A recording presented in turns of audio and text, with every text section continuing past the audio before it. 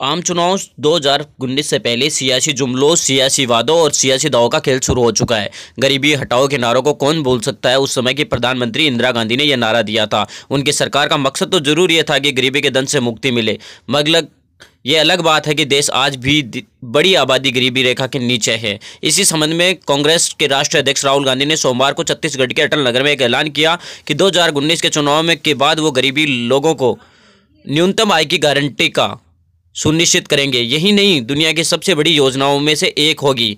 लेकिन इस पर बीएसपी सुप्रीमो मायावती ने राहुल गांधी को आज एक प्रेस नोट जारी करते हुए कांग्रेस के गरीबी हटाओ नारे की भी याद दिलाई।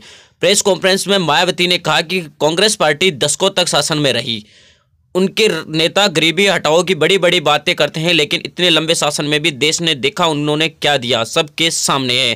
कांग्रेस के नेता आज भी गरीबी हटाओ की बात करते हैं। कांग्रेस का वादा दावा दोनों हवा हवाई है और छलवा भी साबित हुए हैं। उन्होंने राष्ट्रीय अध्यक्ष राहुल गांधी को कहा है कि कोई भी घोषणा करने से पहले मध्य प्रदेश, छत्तीसगढ़ और राजस्थान में उन योजनाओं को अमल में लाना चाहिए जो उन्होंने वादे किए थे।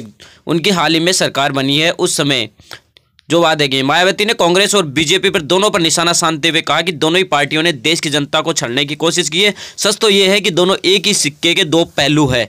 उन्होंने कहा कि बीजेपी ने एक भारतीय के खाते में 15 लाख जमाने की घोषणा की थी, और लेकिन उस घोषणा का आखिर हुआ क्या, सबको पता है।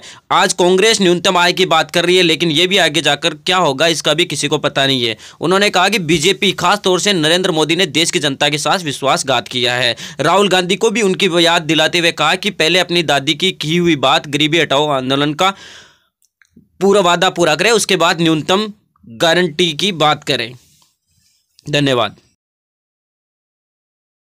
आप हमारे चैनल अंबेडकर पीपुल्स वॉइस को सब्सक्राइब कीजिए और बेल आइकन भी दबाइए और पाइए हर वीडियो की नोटिफिकेशन।